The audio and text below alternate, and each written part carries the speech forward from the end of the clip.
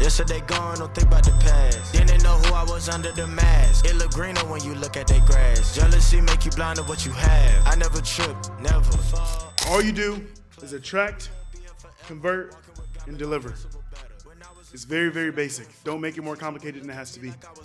Graduated and my eyes open. Coach said that you had to be chosen. I believed till I looked at Moses. Then I went to read by David and Saul. It ain't about if you gonna be chosen. It's about if you gonna answer the call. I'm about to ball, John Wall. This life gonna take. You can do it. Like, you'll know in your heart if that's like what you're trying to do. Like, you can do it. Like, I've had so many times that I didn't go as far just because of my own self-doubt of like being able to do it, but you can.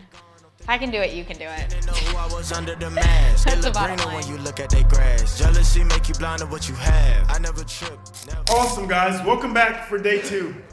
Q1 multiply. How's everyone doing? Woo! Cold? Freezing out there. It's like negative whatever. Crazy. 11, 15. Awesome. As always, we're going to open up in prayer, and then we're going to get this thing rocking and started. Everyone bow your head. Dear Lord Jesus, thank you so much for this amazing day. Thanks for bringing us all back to day 2, safe and sound, driving back from Marshall and Battle Creek in the icy roads. Please allow Dr. Abby and myself and any other speakers and everyone in this room to be a vessel of what you need for the ears that are hearing. And bless everyone in this room. Let's have an amazing day. Let's go. Awesome. So today we're going to go over some advanced marketing and sales mastery crash course. This is like a crash course. High level, a lot of stuff that some of you guys have heard already, but some of you haven't implemented. Like, you're like, I know that, but why didn't you implement it? I love our conversation yesterday. For those who stayed a little bit later, we were just talking about how, again, the commonality is there's nothing special. You have to implement the things that you're learning. Be a lot of stuff that you've heard before, but why haven't you implemented? Sweet. Business is like super, super basic. Let's not make it more complicated than it has to be. Guess what? No matter what your business is, the business down the street, they attract, they convert, and they deliver. That's it. We like to make it super, super complicated. You attract clients, you get patients in the door. How do you do that? There's a lot of different ways that you can do that. Everyone in here does it in a different way. You convert. How do you convert? What are your packages? What's your script? I love listening to Joey and Raj yesterday. Guess what? They may sell a little different than someone else. It all works. There's a million ways to sell. There's a million ways to do it. There's a million ways to convert. And then how do you deliver? How do you deliver your care? Do you do it fully online? Do you do a hybrid model? Do you see your patients in person? Do you do 15-minute sessions? Do you do 7-minute? Do you do an hour? How do you deliver? You deliver half on an app, half in person? So many different ways. Let's not make it complicated, and then you want to increase your LTV. Cool?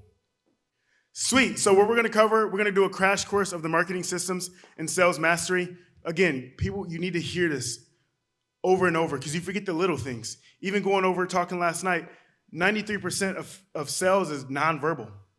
How many of us train nonverbally? Or do we just sit there and like practice the script so we memorize the script? It's only 7% of it. Like, how's your body communication? How's your tonality? Really, really cool. Raj, I might bring you up for some of that earlier. You were doing really good. Like, how you doing on Zoom? I did not make this up. Those who were doing $1 million a month last weekend, how do they do their content? Problem aware, solution aware, product aware. So problem aware. People don't realize they have a problem. Some people are walking around this world, and guess what? They don't know they have a problem. How crazy is that? And surprisingly, or not surprisingly, that's the majority of people. That's where the biggest bucket is. That's 66% of people, of your audience. My back hurts. I get constant headaches. I've tried everything. They know they have a problem, but now they don't know there's a solution for it. I know I have a problem, but I don't know there's a solution for it. So then guess what? 30% of your audience, they're like, man, I know I have a headache. I know my back hurts. I need to see a PT. I need to see a chiro. I don't know about cash base. I don't know where to go. I should see someone. I should talk to someone, a massage therapist, personal trainer, whatever that is, right? So solution aware. They know their solution. I know it exists, but I don't know specifically like who's going to help me with this. This is where you come in. This is where you get to talk your stuff, talk your junk right here. Product aware. Okay, I know I have a problem. I know there's a solution, but who's going to give me the solution? Everyone in this room. That's 3 to 4% of your audience. I want your clinic. I saw your content. A friend referred me to you. They know you and they're ready to buy.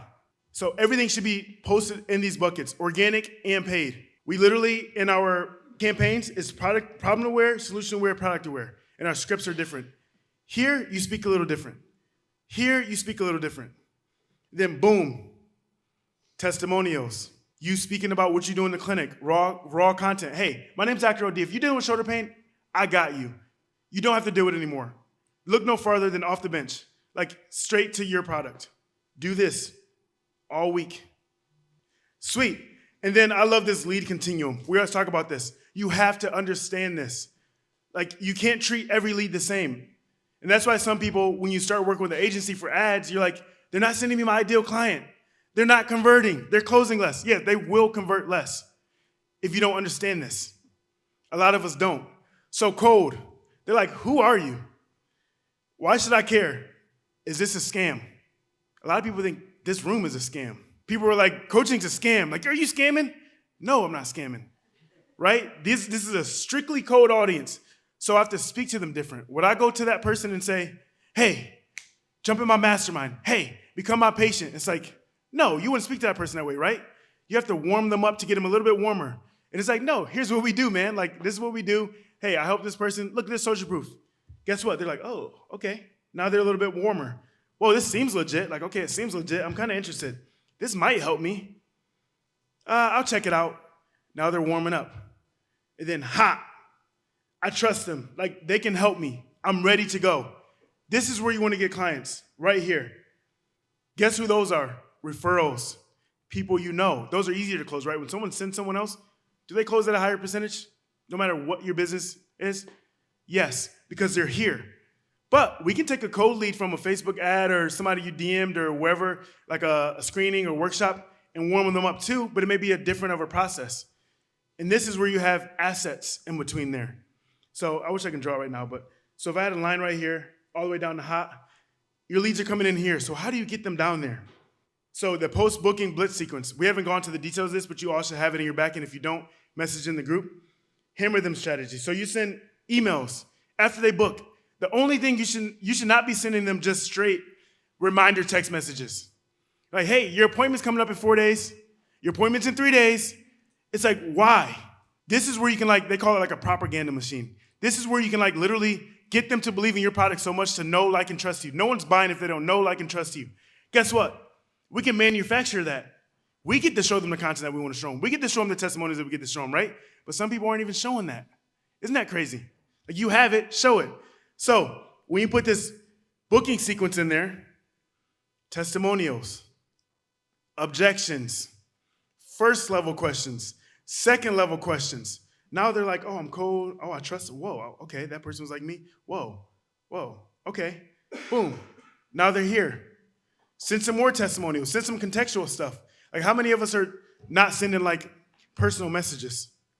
Some of you in here who've been in the program, I've sent you personal messages, videos, voice notes.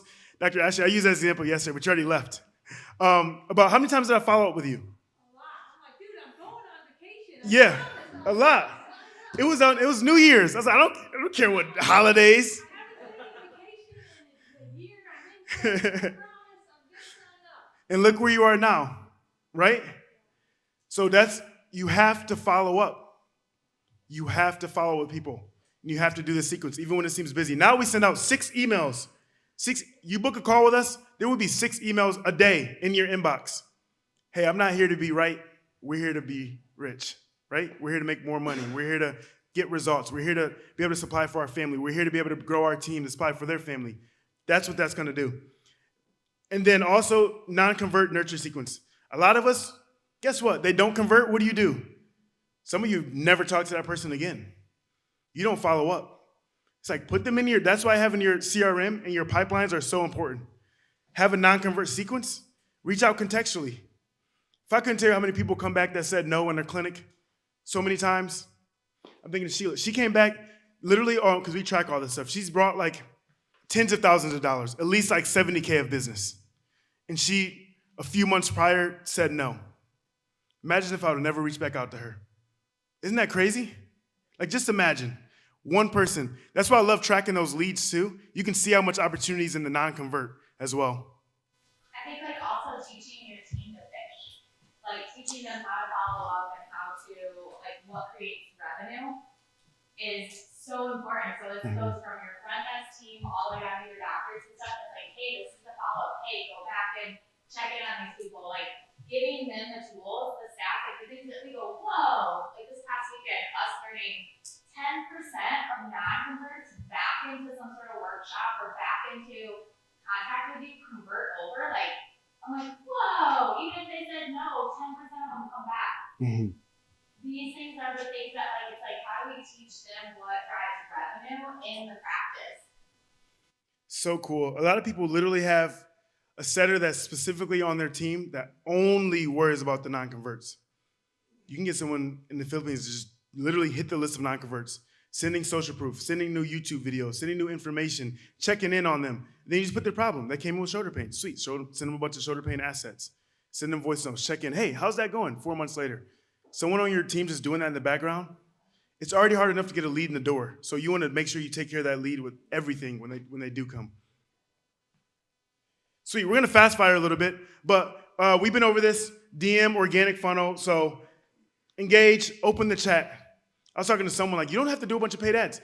Open your chat by sending out messages. That's what I did for my app when I got a $20K a month. It seems busy work, but do you want results or not? And then you can hire a team to be able to help you. Those who are liking your posts, those who are engaging with you on your stories is the biggest place. If you have 10 stories up and they've gotten all the way to your 10th story, those are your hot qualified leads. Have someone message them. You can send like 10 an hour. Hey, thank you so much for supporting the content. Just wanted to know, like, are you here for the content or are you dealing with pain or whatever you're doing on your page?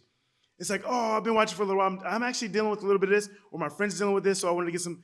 Hey, no problem at all. Like, what have you tried so far? Have a conversation as you would. Get them in the door. It works. So engage, qualify, confirm, and then get the book appointment. Keep it super short. 1 to 2 sentences max, then send. And then keep open loop conversations. Let them talk. Cool? Does that sound good? Okay?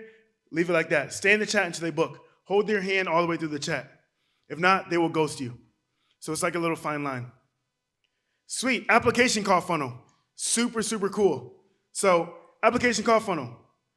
You capture them on the Facebook form, CRM. You can do a VSL call within 60 seconds if you can. That's best practice. Obviously, sometimes you can't do that. But I'm just trying to get across that you have to call them as fast as you can, or your team.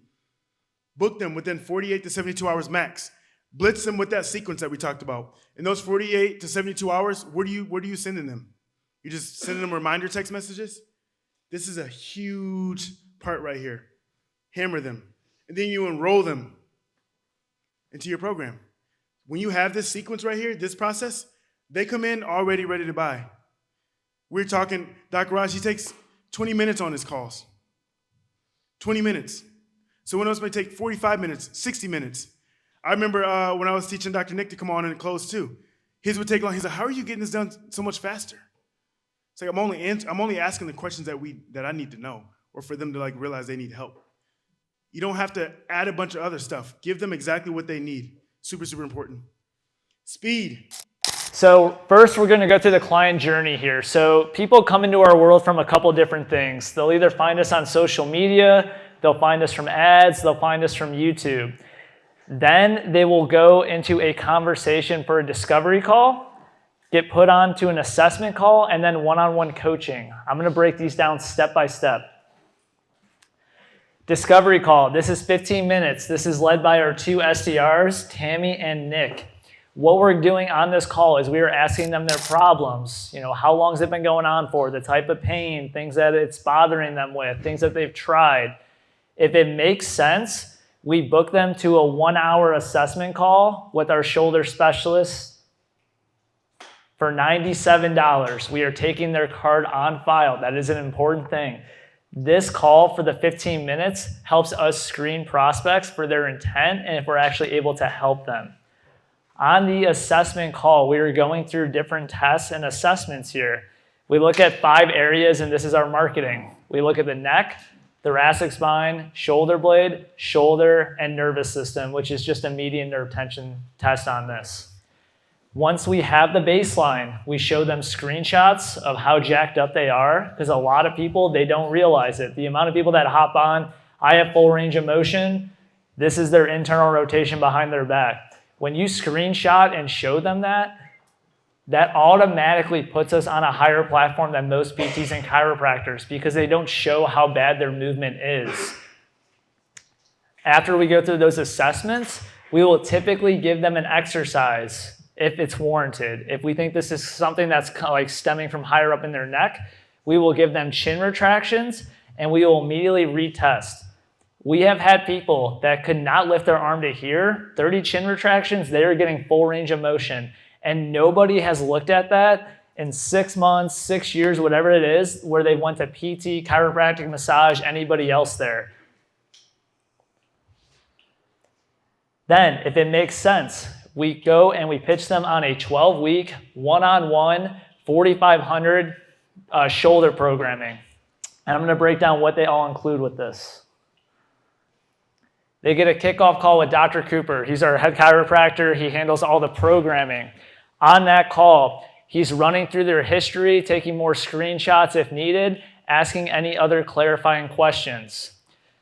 When they sign up for us for the 12 weeks, they are signing into Coach RX. They are logging their workouts every single day and completing 15 to 20 minutes of dedicated work for what their presentation is and what their goals are. They are able to send us messages, they can send us videos, and then we are also getting on reassessment Zoom calls to check in, take more screenshots, and touch base on where we're going to be transitioning to next. If somebody has a question, Cooper is going to get back to them in 1 to 2 hours max and close that feedback loop. These are things that I've learned over my time here. When people are online, it's different than in person because in person, I was able to talk to them, get a little bit more buying, a little bit more rapport, and I learned from my mistakes. People online are going to have flare-ups similar to what you guys have in person. So now what we do is we tell people to expect these flare-ups. So when they come up, they know that this is a normal thing and that we're going to transition with it. So when they have these flare-ups now, they know it's normal. We know that we have to change either the exercise selection, dosage, or prescription, or we have to see other outside factors that they have going on that could be flaring up their nervous system or anything else that they're, any other extra stuff that they're doing. I feel like since I've gone online, I've become a better clinician, and a couple different reasons. I've not used my hands, and I've had to use my eyes and my brain a lot more. That caused me to get clearer outcomes, building compliance, checking out how to read people, what people need more of, right? You have an analytical person. They like things spelled out. You have somebody else that needs to see the other picture. You have other people that need more accountability and motivation. You have to see each avatar and what they're going to respond best to. Because if you understand what they respond best to, you're going to ultimately get the best outcomes from it. This kind of goes with this, listening, pattern recognition, and expectation setting. So on our kickoff calls, Dr. Cooper has a visual, and it's a linear progression of what we expect or what we want results to look like. We then have a line that looks like a squiggly roller coaster, and we tell them this is the reality of what's going to happen. So when we have a flare-up, people get set back. They think that everything's lost. We show them that the flare-ups up here, we're not going back down to zero. We might have had a little bit of a setback, but we're going to keep going up like that. That visual comes up on our testimonials that when people get stuck, they feel like they're not making progress. That's what's allowed them to see that they're moving in the right direction. So if you hear something like that, or someone's like, oh my gosh, the traffic light, we use a traffic light for our clients. Red, yellow, and green. This allows us to tell them if they're working out, when they can push it, when they need to back off. And the most important thing is telling them, how do you respond that night and the next day? By giving them these tools, when we do our testimonials and end of program calls, that comes up 90% of the time. And they tell us that that's something that they're going to take with them for the rest of their life when they have knee pain, back pain, elbow pain, because it's the same principles that apply. All right, client acquisition. You guys have asked a lot about content this weekend, so I want to touch on this. This was us last year. This was us, I don't know, maybe last month or a couple weeks ago.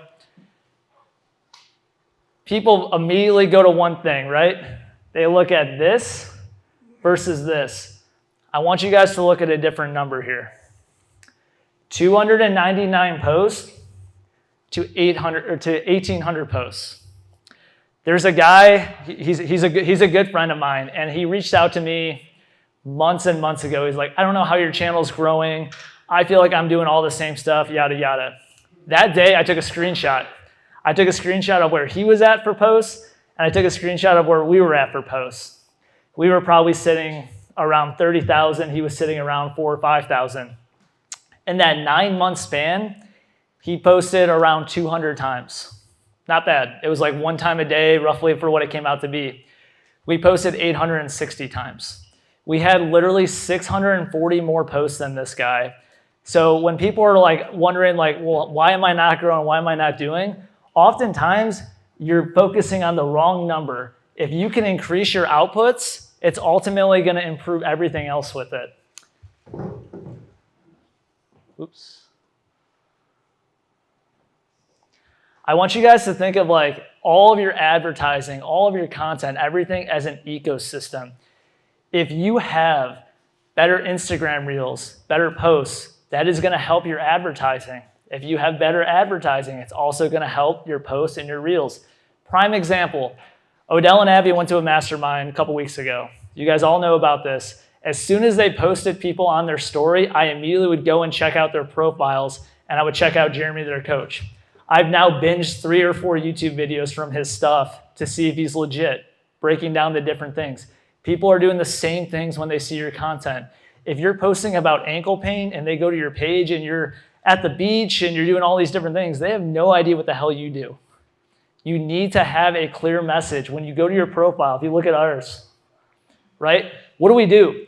We help you fix shoulder pain without drugs, surgery, or without drugs or surgery with our online 3-step method. People look at our page, oh my gosh, yes, I have shoulder pain. If you go through our stuff, you're not seeing me at the beach, you're not seeing me treating knees, you're not seeing me dry needling because we don't do any of that stuff. We specifically work with shoulders. You have to have a clear message so you can attract the clear avatar that you need. Didn't know who I was under the mask. It look greener when you look at they grass. Jealousy make you blind to what you have. I never trip, never fall. I get up quick, clever. No, we won't be here forever. Walking with God made my principle better.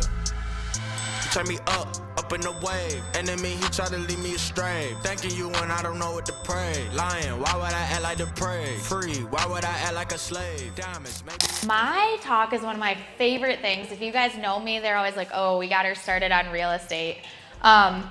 Real estate has always made sense in my head, and I've always thought that I wasn't really like smart enough or didn't know what I was doing enough to do real estate.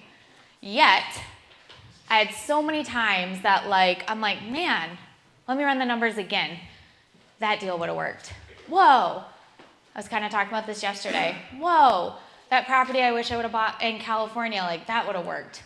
And I just was like, man, it just makes sense. And I saw this thing of Grant Cardone, and he's like, I like to feel my money, and he's like hitting this wall, and I'm like, me too. I like to see my money. I'm like, me too. And then you start to realize that like there's 2 things that we can spend our money on. Liabilities that you spend it and you're never gonna see it again.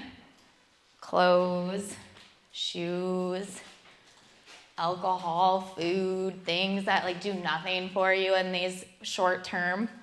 Or there's assets. Things that you spend your money on and it creates more money. I'm like, and then I'm like, what if I always spend all my active money that I'm making and put it into things that create money?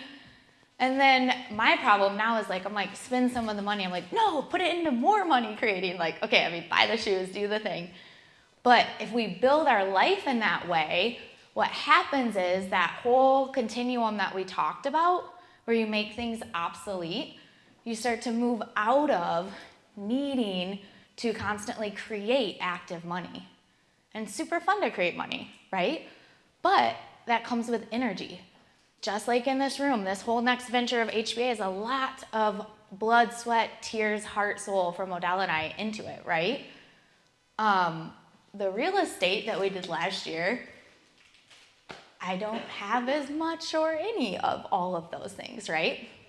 So different buckets that we're like building into, and most millionaires are made through, thank you, who said that? Let's go. Most millionaires are made through real estate, and then freedom is inversely related to what, guys? Control. Control. Freedom's inversely related to control, right?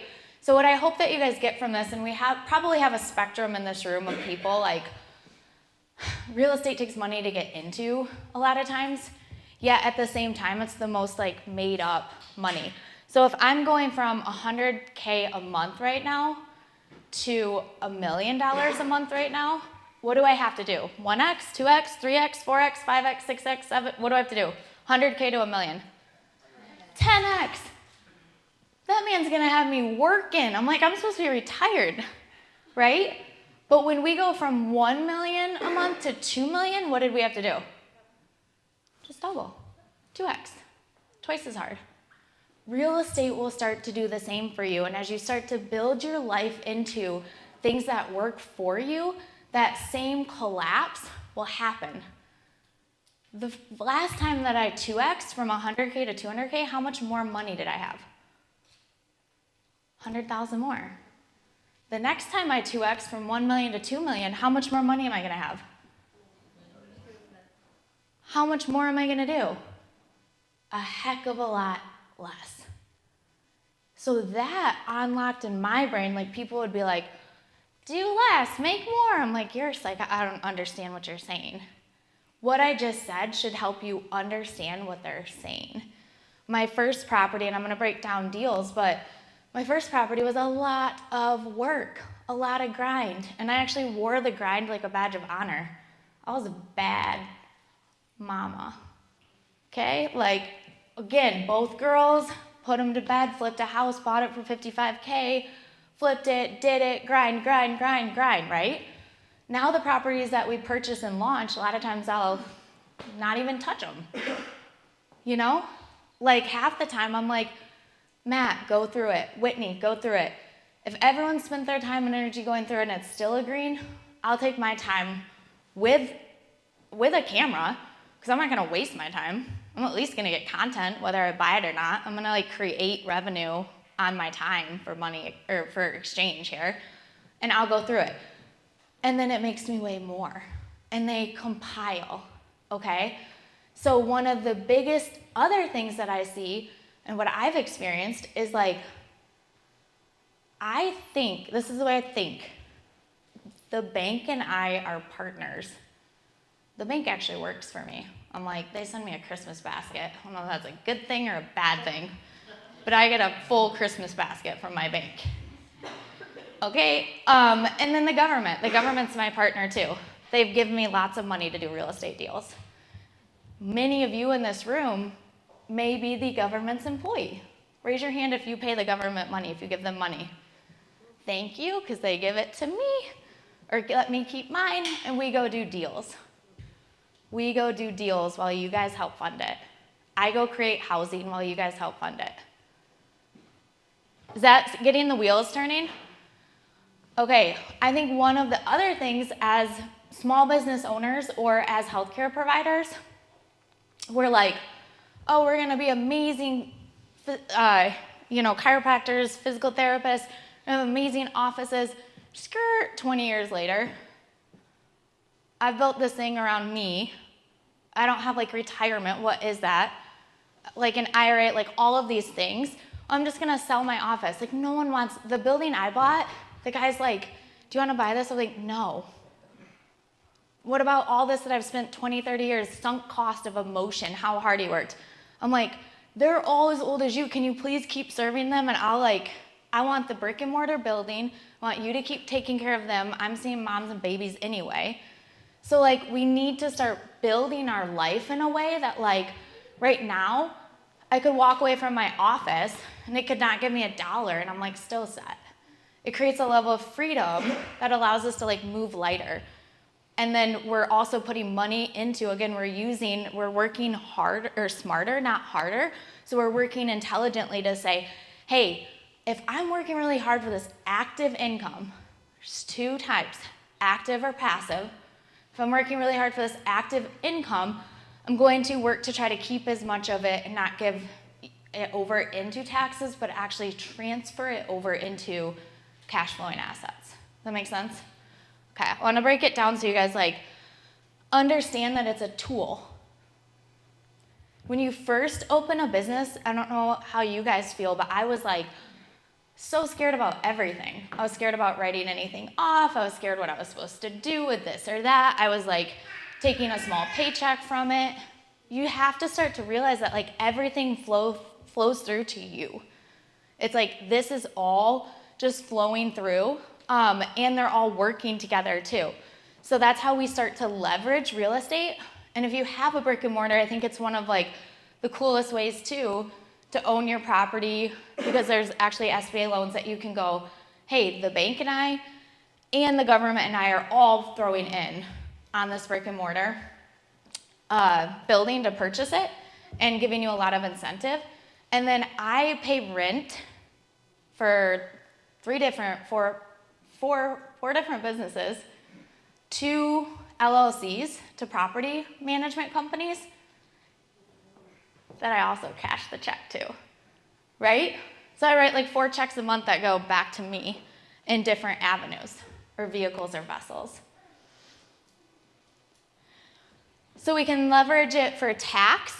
We can leverage to increase our portfolio or properties to utilize, and then of course they're cash flowing assets. So we go from a consumer to a creator and investor. And I'd say the same thing for people who run online businesses and stuff too. It's you're one of 2 things out in the world. You're either scrolling it or you're creating it. I choose to be a creator and an investor in it. So I think of my life as an entity. You're actively creating legacy for many, many years to come. How do I I want to get into the thought process of creating stuff that won't matter anymore for Odell and I, but will matter for generations to come. And everything that we've structured in our life is structured for that way to head in that direction. So you guys were at our home yesterday. You might have heard me keep teasing. I'm it's a write-off.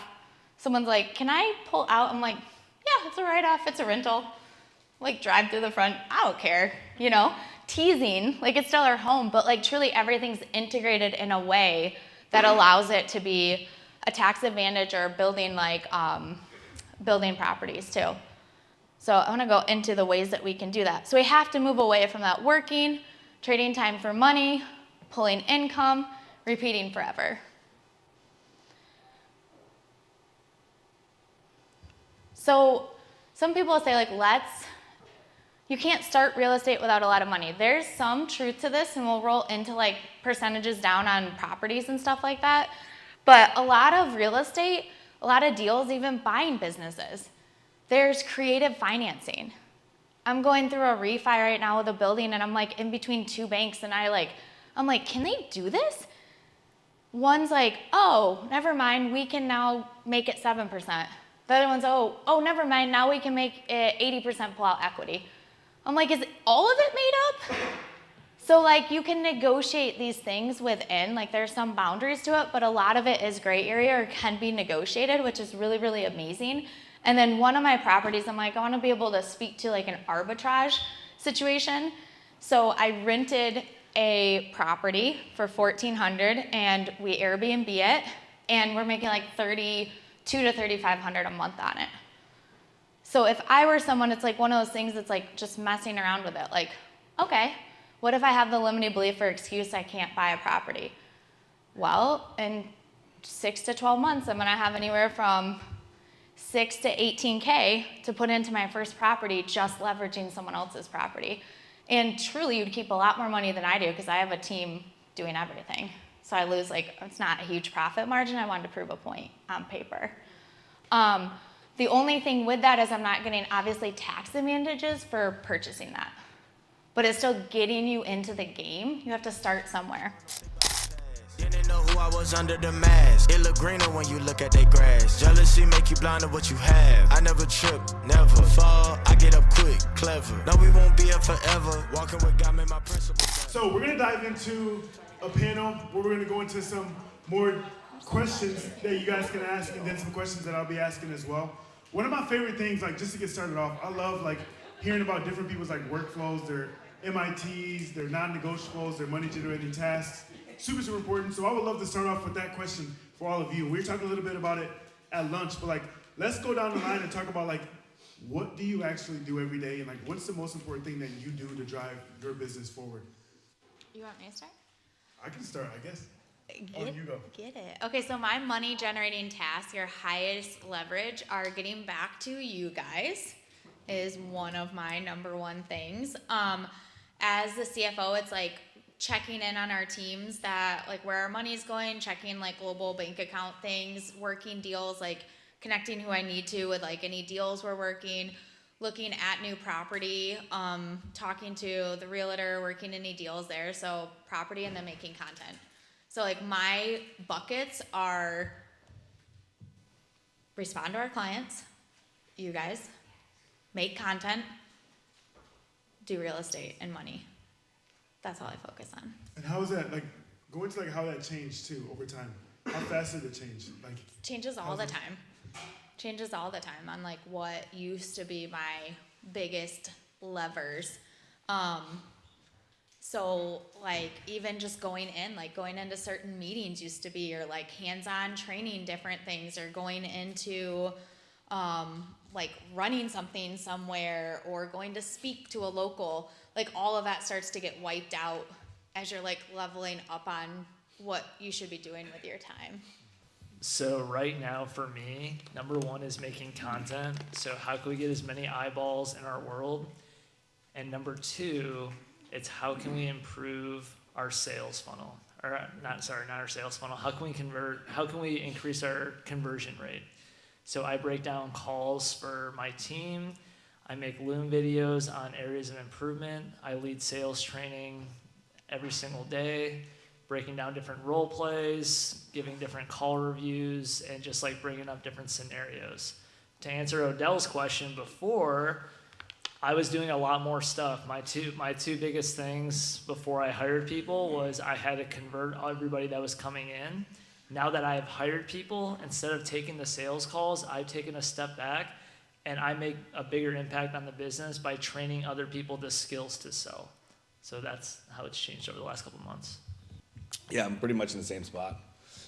Before, like over the last couple of months, I've been working on finding the right sales team. I've fired a couple of people, and then just training. Like I spend 2 hours a day. I've got 2 hours every day, except for this weekend blocked for just like mock calls and sales training. And then we were talking about how important it is to do sales call reviews for like calls from that day. Yeah. So I spend a lot of time going through just reviewing sales calls that my team has had and giving them feedback about where they could do better, because that's like the highest generating task. But for me, like I spent a ton of time before doing all of the sales calls. So like I had a business partner, and her role was like all the back end stuff and finances, automations, like all that stuff. So now I'm kind of taking over everything, which is cool because I'm able to learn new skills like automations. Like I don't know how to do a lot of the automations in Zapier. I'm like, oh God, this is so overwhelming. I'm like, actually, this isn't bad. I don't want to do it. I don't like it. But now I understand it to be able to hire somebody else and like take care of it and just QC if I need to. So before that though, like my role, it's still kind of similar, was like all of the marketing, like client generation. I run the events, I design the events. I have the meeting with our ads team. I monitor those metrics. We make decisions there. And then like trying to refine what is actually getting delivered to maximize call bookings, maximize show rate, maximize conversions, and then not a revenue generating task, but I do all the client fulfillment as well. But for me, the client fulfillment's like pretty streamlined. And now like moving forward after this weekend, just so you guys are aware, like my priorities are shifted. So I have my coach at one point, not too long ago, well, I guess it was like 6 months ago probably, told me stop putting so much time into content because like it's not doing anything for you right now. Right? Like you need to focus on the thing that's working, which is the Clinical Mastery Week, and stop putting so much time in these other places.